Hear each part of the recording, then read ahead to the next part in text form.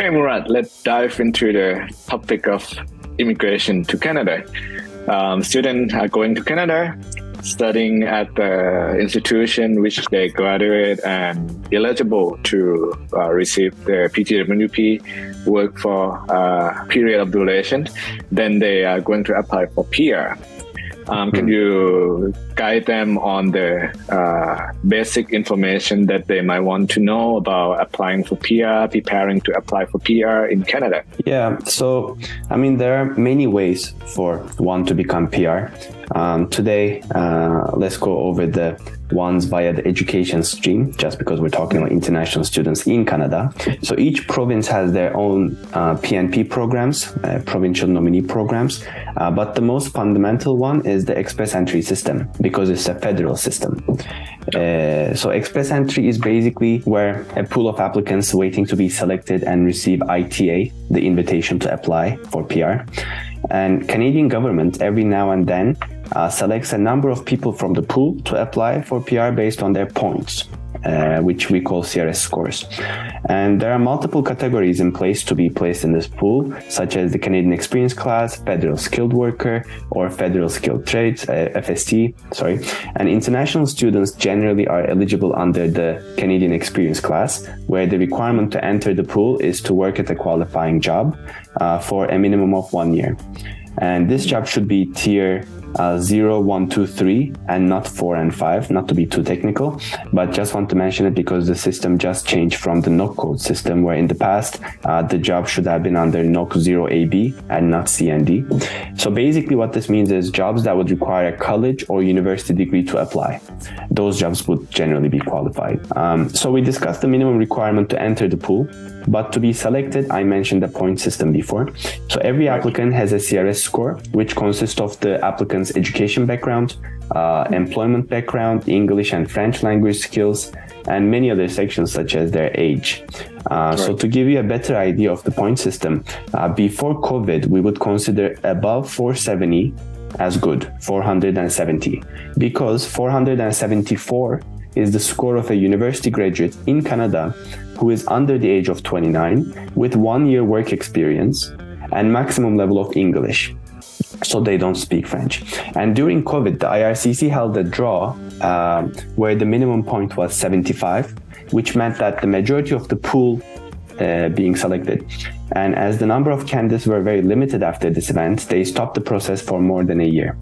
And during this time, if a person's work permit was expiring, they mostly added at least like 18 months to their permit's expiry dates.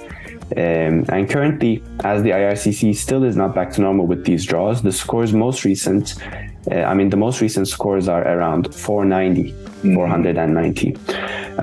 So how the system works is the process begins with us creating an online profile, which includes information about client skills, education, work experience, language proficiency, and other factors that determine their eligibility for the immigration.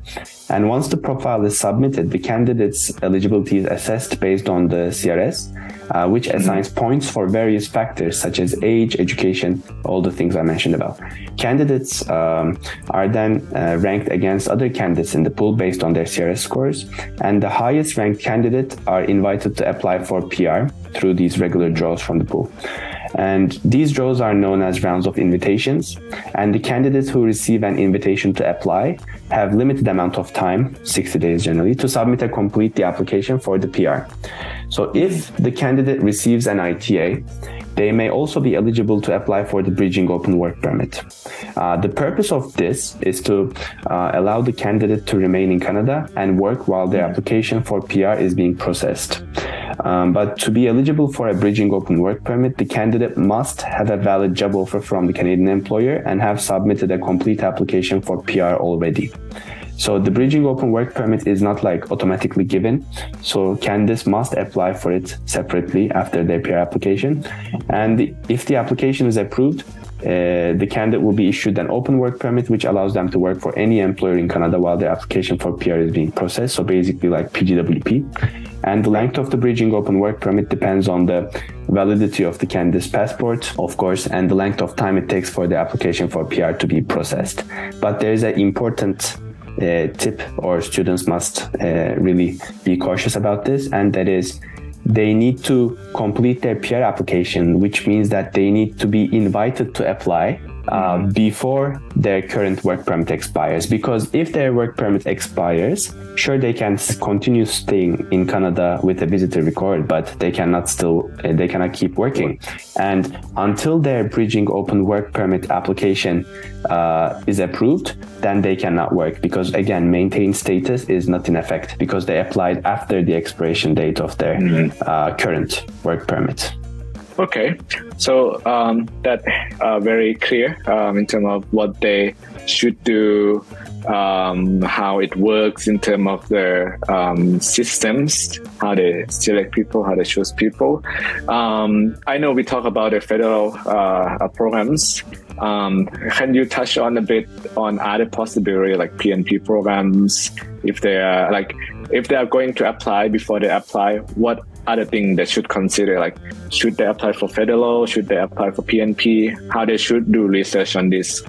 Yeah, so generally, if the student is less than 29 years old, have already a university degree in their own country, or maybe have university degree in Canada, they have good level of English, maybe they have medium level of French speaking ability, that would be really good because that gives actually a lot of points.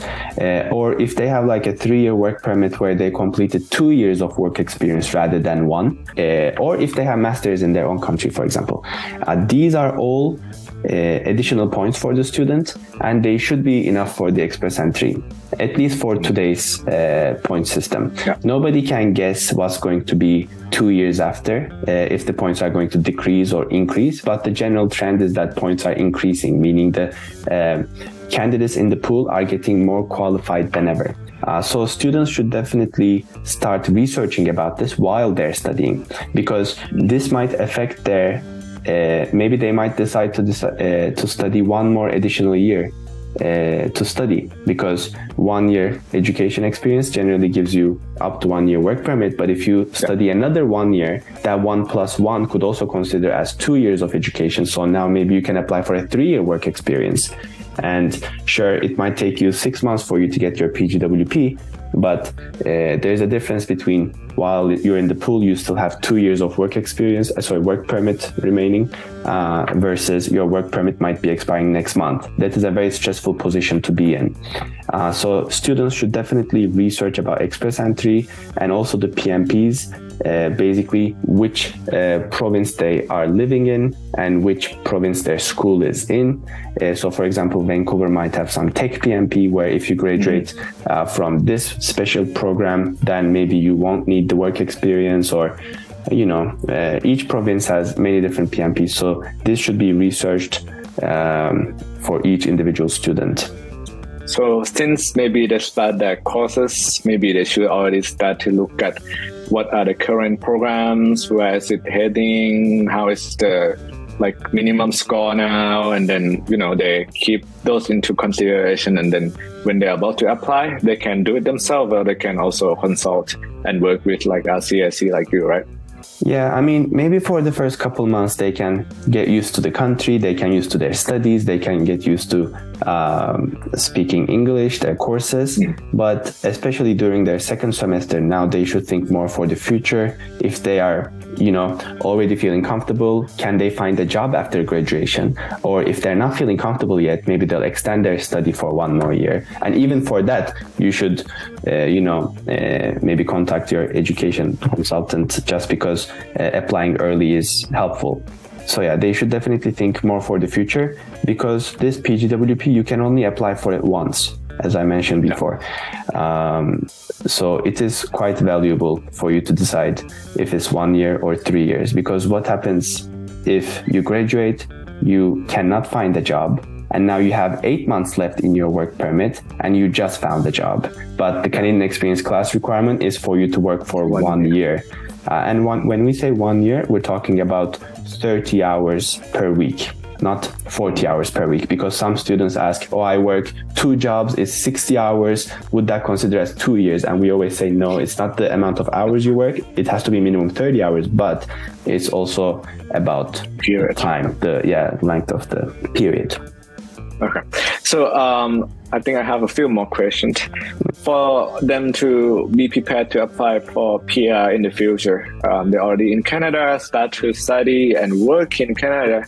Do you have any things, in addition to like studying into possibilities? Like, should they file tax? What are the things they should do to be prepared for PR application in the future that they can do when they're studying?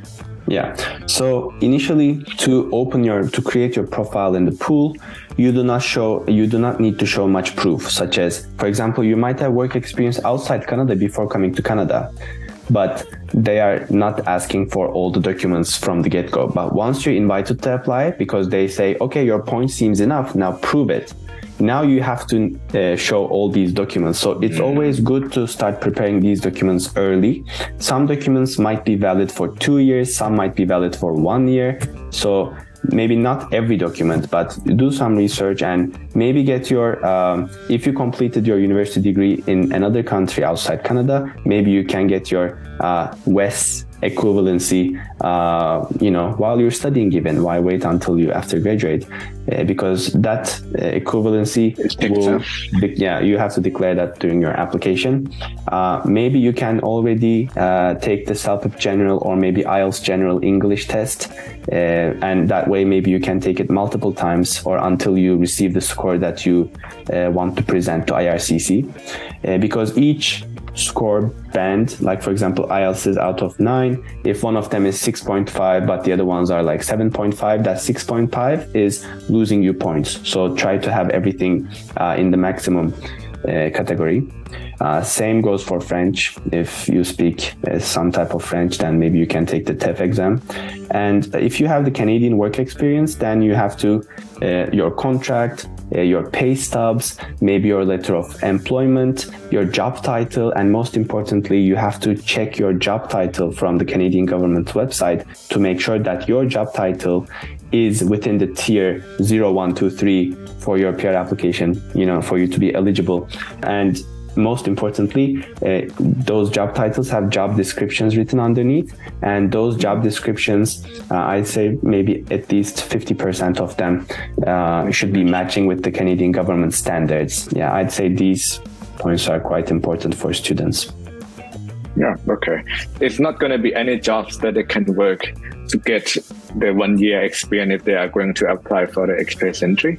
It needs to be the jobs listed on the tier systems in the tier level that, they can use to apply for express entry. And we need to also look into job title and job description that match the government website, right? Yeah, definitely. So the job titles should fall into the right categories, and the job descriptions should match with the government's job descriptions within each job title. Yes. Okay. So I think I have one final question. It's quite a common question. Which program of study should I study if I want to get PR? Can I study hospitality? Can I study baking and pastry? Can I study culinary? Can I study aviation? Blah, blah, blah. Yeah. So PR application or with job being qualified is not really related to what you study in the college. You can study whichever program that you find most interest in, but it's more about the job itself being qualified. And when we say qualified jobs, we mean jobs that require a college or university degree. So if a college gives that program to you and afterwards you feel like you can find a job, if that job is in demand or if you have enough skill that you are confident that you would find the job afterwards, then you can just study that program. It is more important for you to get the Canadian education points, and which means that the school that you go to has to be eligible for you to get the points. So it is important in that case which school you go to. Okay, we have covered a very good chunk of information for people who want to apply for PR. I'm sure it's helpful as an initial step about what they should know, how they should prepare, and then if they need or if they would like to have a person to help them who are regulated and have the license to do so, they can certainly like contact us and work with you, and we can help them to the process, right? Yeah, so as RCIC, we take our jobs very seriously, and we understand that our actions can have significant consequences on applicants. Therefore, we prepare each visa application with great care and professionalism, and our recommendations and guidance are always transparent and genuine. So we're very passionate about helping as many students as possible to achieve their dreams. Thank you, Murat. Thank you, Gan.